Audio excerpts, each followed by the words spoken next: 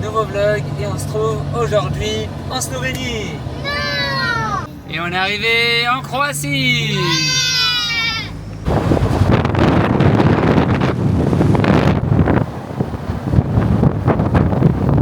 On est bien arrivé en Croatie et là on va voir la plage de Sabličevo. Apparemment, de ce que j'ai pu voir en tout cas sur les commentaires et les photos de cette plage, elle est vraiment très claire et vraiment bleue. Donc je vous emmène tout de suite, on prend les escaliers et on y va. Là, on est sur la plage de Sabličevo, on va descendre tout de suite, mais regardez-moi ça. Vraiment magnifique. Moi j'avoue, c'est des plages qui se méritent, mais bon, si tu veux avoir une belle plage, il faut faire l'effort.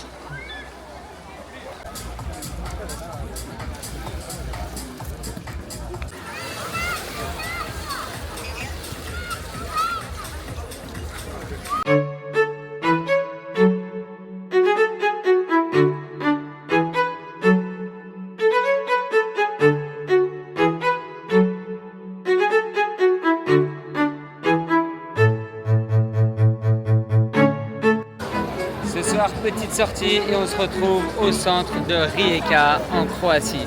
Petite balade nocturne, tranquille, on a bien pris le soleil aujourd'hui. On s'est baigné dans une belle plage avec une belle crique. On va se promener un petit peu et je vous fais visiter le centre de Rijeka.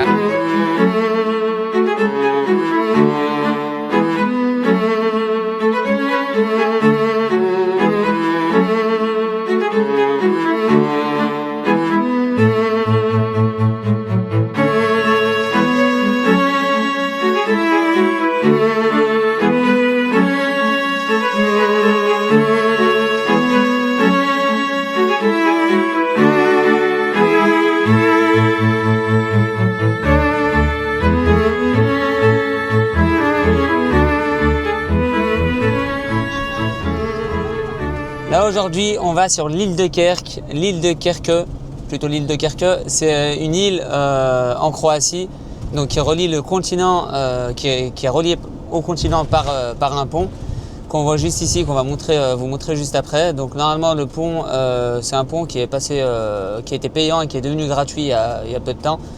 Donc là on va aller visiter cette île. Elle est surnommée la ville d'or parce que dû à son ensoleillement et toutes ces baies qu'elle a avec ses eaux bleues.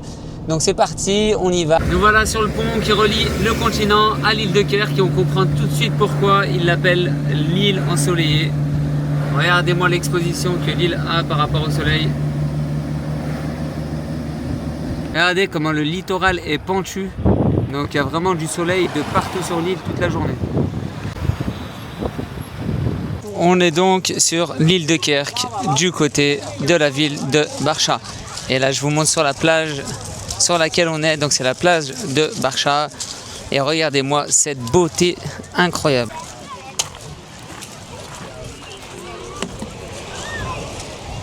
Regardez-moi cette eau turquoise. Et d'habitude elle est transparente, mais là avec la houle qu'il y a, ça remue les galets blancs et en fait ça la rend blanchâtre.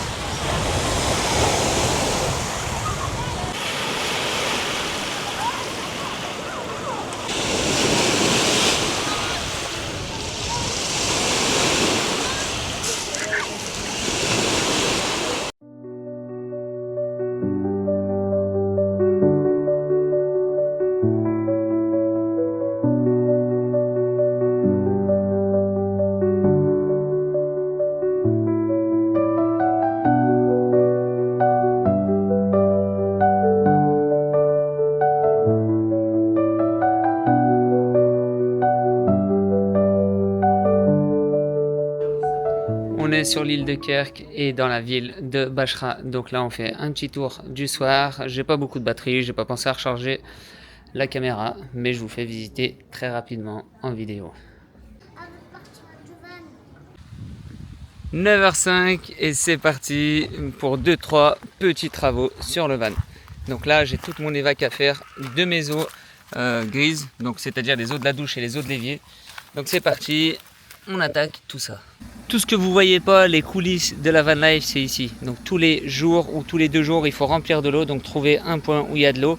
Donc des fois c'est gratuit, des fois c'est payant. Donc là en l'occurrence c'est aux abords d'un camping, donc du coup On ouvre la vanne, il y a déjà le tuyau. Et là, on remplit la cuve de 150 litres d'eau pour pouvoir se doucher à peu près 2 jours. Sinon, j'ai un autre remplissage ici, mais il faut que je modifie l'arrivée qui est juste de l'autre côté pour pouvoir... il n'y a pas assez de débit en fait. Donc voilà. Il y a la face cachée de la van life. Donc il y a beaucoup de maintenance, même pour descendre les vélos, remettre les vélos. Pour vous, c'est pas grand chose parce que vous me voyez faire du vélo. Mais par contre, c'est beaucoup de maintenance. Donc porter les vélos, les descendre, les remettre, les attacher, les sangler, mettre la bâche dessus avec l'étendeur.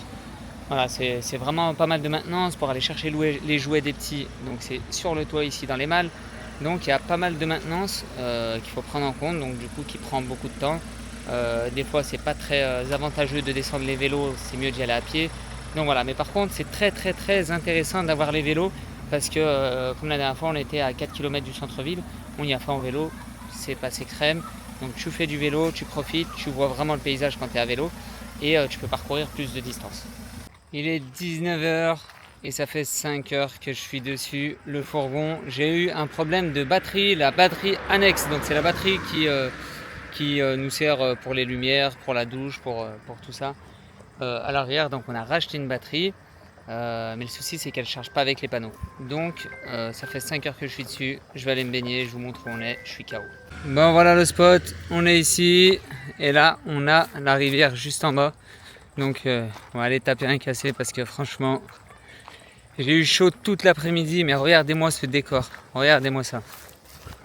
Je sais pas si on va voir la rivière d'ici, mais je vais vous y emmener. En fait elle est juste en bas au niveau des rochers. On va y aller, je vais vous montrer ça, c'est magnifique.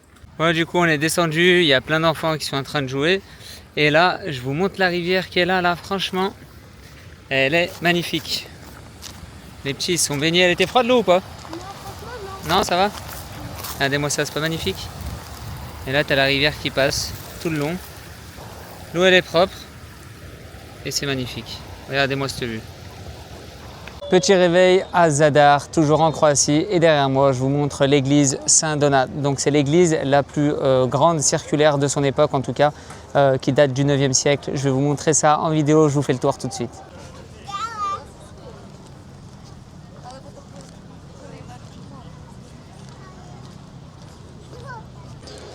Donc depuis le temps, l'église elle a été désacralisée et elle est utilisée comme salle de spectacle pour les concerts de musique sacrée et tout ça. Et juste à côté, on peut retrouver la cathédrale Sainte-Anastasie. Donc c'est souvent confondu, les deux sont confondus parce qu'ils sont à côté. Donc on a accès tout en haut de la cathédrale. Donc on peut rentrer et monter jusqu'en haut, mais là on est avec les enfants, donc on va éviter de faire ça. Je vous fais un petit tour en ville.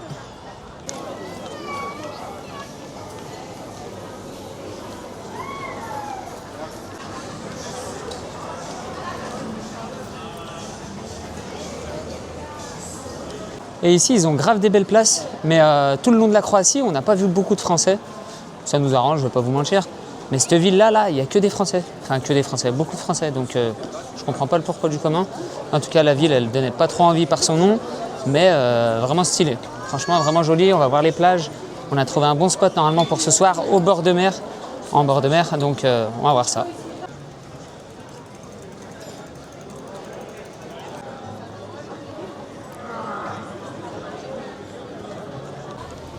On a une église qui est magnifique.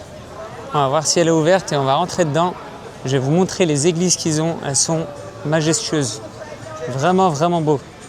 Vous savez ma passion pour les lieux de culte. Mais là, je vous fais rentrer, on ne parle pas, on respecte.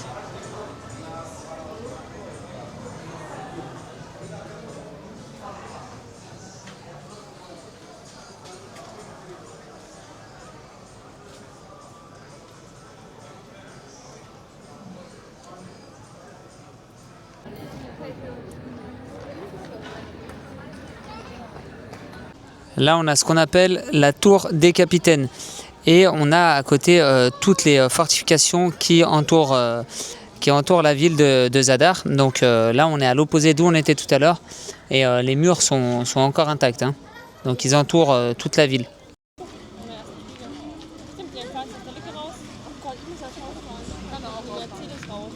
Après un arrêt au centre de Zadar, direction The Greeting to the Sun, après la recommandation de mon poteau Alex. C'est parti, on y va. On est au Greeting to the Sun et là, on a le coucher de soleil juste en face de nous. Donc on attend un petit peu, normalement tout le sol devrait s'éclairer. Donc ce que je vois, c'est qu'il y a des panneaux solaires avec des petites diodes, des petites LED. Donc on va attendre un petit peu et puis on va voir comment ça s'éclaire parce qu'apparemment, il y a une très belle vue avec ça. Et le nombre de touristes qu'il y a ici, c'est incroyable. Je pense que tout le monde attend le moment où ça va s'allumer. Regardez-moi tout ce monde qu'il y a.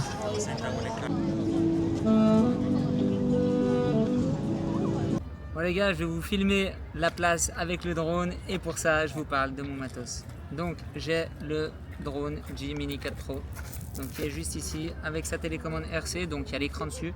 Et ça c'est très pratique, tu n'as pas besoin de mettre ton téléphone dessus, tu as déjà l'écran, tu peux visionner tes vidéos, tu peux tout faire.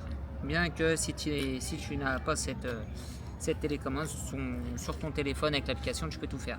J'ai pris le combo avec 3 batteries, donc j'envoie le drone et je vous filme cette place magnifique avec son coucher de soleil.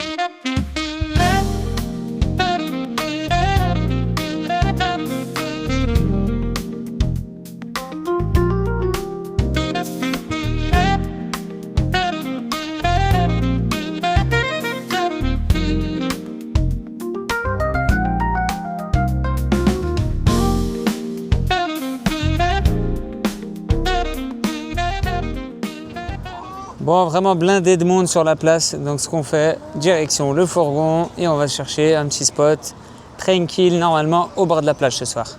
Moi j'ai pas eu le temps de vous montrer, mais on s'est réveillé au bord de la mer tout à l'heure et là on est vers l'entreprise Wassi pour notre problème électrique, donc on a changé notre batterie lithium pour une batterie gel et elle charge plus. Donc à voir si le MPPT fonctionne avec cette batterie ou pas. En tout cas il allait me chercher un nouveau MPPT, il va me le changer. Et c'est juste un magasin, hein, c'est un shop, donc voilà, il nous a envoyé un technicien pour pouvoir nous arranger et nous réparer ce problème. Donc là, on est en plein démontage et puis là, il va nous faire le changement de MPPT pour qu'on puisse voir si ça vient vraiment de ça, parce que sans électricité, c'est vraiment compliqué les gars. Notre spot pour ce soir. Et aujourd'hui, j'ai pas pu filmer grand chose. On a travaillé sur l'électricité du fourgon grâce à la société Wassi que je vous ai nommé juste avant. Là, on est au bord de plage, on va dormir ici. Mais avant ça, je vous emmène dans la ville de Zadar pour vous montrer l'orgue marine. Là, alhamdoulilah, on commence à bien se poser, à comprendre où mettre les affaires dans le van. C'est le plus important parce que c'est quand même un petit espace qui doit faire à peu près, je dirais à peu près 10 mètres carrés, 10 à 14 mètres carrés. Donc pour 5 personnes, c'est assez petit. Il faut savoir où mettre les affaires, chaque chose doit être à sa place pour ne pas déranger. Donc voilà, on optimise au fur et à mesure, on rachète des petites choses pour poser des affaires dessus, on en enlève, on en décale. Donc voilà, ça commence à se mettre en place petit à petit. Je savais qu'il allait avoir 2 semaines d'adaptation à peu près parce que c'est un nouveau fourgon. Donc voilà, je conseille à tous de voyager un petit peu avant de faire un gros voyage, histoire de vous régler et de faire toutes ces choses-là avant le départ. Ça vous évitera de vous déranger sur le début de votre voyage. Donc voilà, je pense qu'on est à peu près bon de partout. Donc on a changé la batterie, on a changé le MPPT, c'est le chargeur solaire en fait qui a grillé, donc il ne chargeait plus la batterie. Donc voilà, là on est prêt. Direction Zadar, je vous emmène. Panneau solaire nettoyé, il n'y a plus qu'à laisser recharger. J'en profite pour vous montrer le toit du fourgon parce que ce sera la seule occasion je crois. Donc là on a une première malle où on a les jouets des enfants et là on a une deuxième malle où on a tout ce qui est stockage supplémentaire de couches, lingettes et tout ça. Là on a la roue de secours, ici on a le lanterneau pour la salle de bain avec ventilation, une plaque de désensablage quand on est enlisé. Ici on a notre panneau solaire et là sur le côté on a notre petite pelle au cas où on s'emboîte. Retour à The Greeting to the Sun et on y est et c'est éclairé. Je vais vous montrer tout ça. C'est une petite place où tout est éclairé et en fait c'est grâce au solaire, je vous l'avais expliqué juste avant, mais là on y est retourné, c'est la nuit et c'est éclairé. Et tout ça c'est au bord de mer, hein. On est à l'extérieur et c'est une place qui est assez connue à Zadar, donc c'est la place la plus connue. Et en fait ça s'éclaire comme ça, il y a plein de dessins, il y a plein de mouvements. Et regardez tout le monde qu'il y a, comme toujours. dans les villes touristiques, les grandes villes.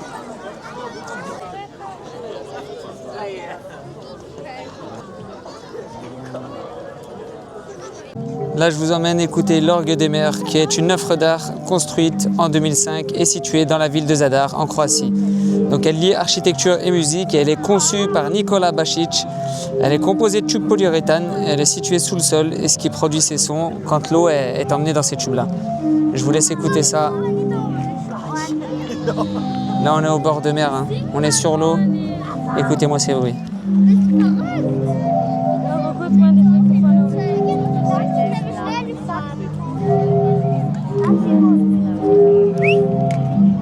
Nouveau réveil dans la ville de Sokudjan. Aujourd'hui, direction la ville de Split. Donc il y a plein de monuments à visiter. On y va, on monte en voiture et je vous emmène. Et avant ça, je vous montre le spot dans lequel où on a dormi. Moi, j'avoue, c'est pas le sol est pas top parce que c'est du sable et tout ça. Donc il faut faire attention à ça quand tu remontes dans le camion, que tu redescends, ça salit beaucoup.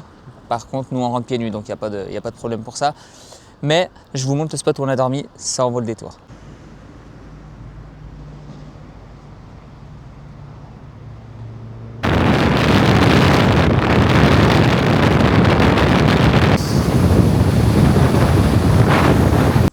Aujourd'hui, on est à Cetina et en fait, on a fait un petit détour. Au lieu d'aller à Split, on s'est arrêté à Cetina. En fait, on a fait un détour pour aller voir l'œil de la Terre. Donc l'œil de la Terre, c'est quoi? Tout simplement, c'est un trou de 124 mètres de profondeur, il me semble, et qui dessert tous les lacs et la rivière qui se jette dans la mer Adriatique. Je vous montre ça en image, on y va. Donc là, la vue du dessus, ça donne ça. On a une petite chapelle juste au-dessus. Je vais descendre jusqu'en bas, on a des petits escaliers, on descend et puis on va voir comment c'est. Je vais vous faire une petite vue drone, comme d'habitude, en tout cas, la magie opère. Donc là, on est descendu, regardez ce trou incroyable. Il y a 124 mètres, si je dis pas de bêtises, de profondeur juste ici, là. Donc ça tombe d'un coup, hein. Regardez comment c'est beau. Normalement, c'est interdit de se baigner, mais bon, je crois qu'on va devoir essayer, hein.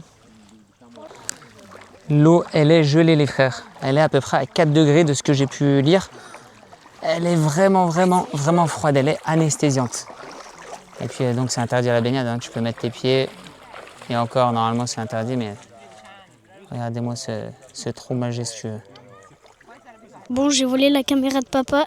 Et là, je vais vous dire ce que je sais à propos de l'eau. Bon, bah, ce que je sais, c'est l'eau, en tout cas, elle est à 2 degrés. Parce que déjà, quand on va ici, là, et ben, c'est hyper froid parce que plus c'est profond, plus c'est froid. En profondeur, il fait 124 mètres, je crois, si je dis pas de bêtises. Voilà. Et ouais, voilà, c'est tout ce que j'avais à dire. Mais là, ah oui, voilà. Et dès qu'on rentre dans l'eau, elle t'anesthésie les jambes. Du coup, tu peux plus marcher après. Et là, je fais ça juste pour la vidéo. Parce que là, je vais en sortir. Je vais être mort. Oh, oui. Déjà, là, ça fait hyper mal. Voilà, là, on est arrivé de l'autre côté. J'ai pas traversé ça. J'ai pas traversé ça, j'ai traversé ça. Bon, ça fait un peu beaucoup quand même. Là, on dirait c'est pas beaucoup, mais c'est beaucoup quand même.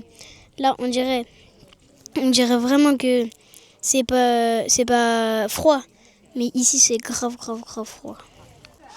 Maintenant, on va visiter la Nascimento Cetina do Rio. C'est parti, toujours sans faire de bruit, pour respecter. Bon, j'avoue, j'ai mes claquettes qui grincent un peu là. On va aller visiter l'intérieur.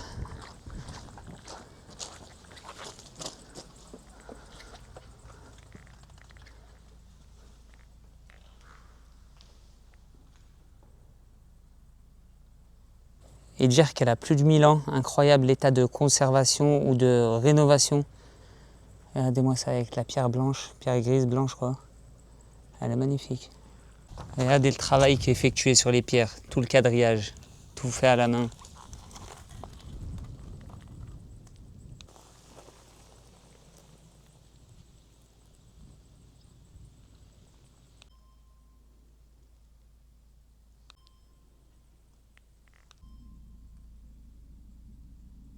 En fait, cette source se trouve dans la région de la Dalmatie. La région de la Dalmatie, c'est une région donc en Croatie, à la frontière bosniaque. Donc on est entouré de ces montagnes, c'est des montagnes calcaires. Et ce que je viens de vous montrer, donc l'œil de la terre, c'est son surnom, c'est la source de la rivière de Cetina. Cetina, c'est une rivière qui s'écoule sur 105 km jusqu'à retrouver la mer Adriatique. Et donc elle est connue pour ses nombreux cours d'eau souterrains, donc très glacial, et qui remplit plusieurs lacs, donc jusqu'à se jeter dans la mer. Franchement, c'est un espace qui est magnifique, pas beaucoup de touristes, on va dire entre guillemets, mais franchement époustouflant à voir. Depuis le temps que je voulais le faire, c'est fait. Alhamdoulilah.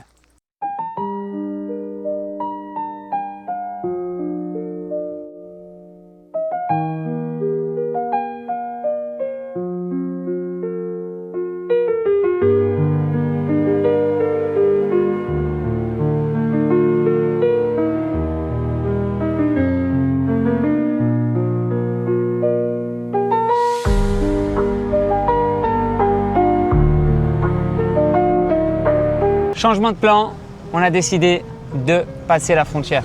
Direction la Bosnie, la Croatie, c'est terminé. Rendez-vous dans le prochain vlog en Bosnie-Herzégovine.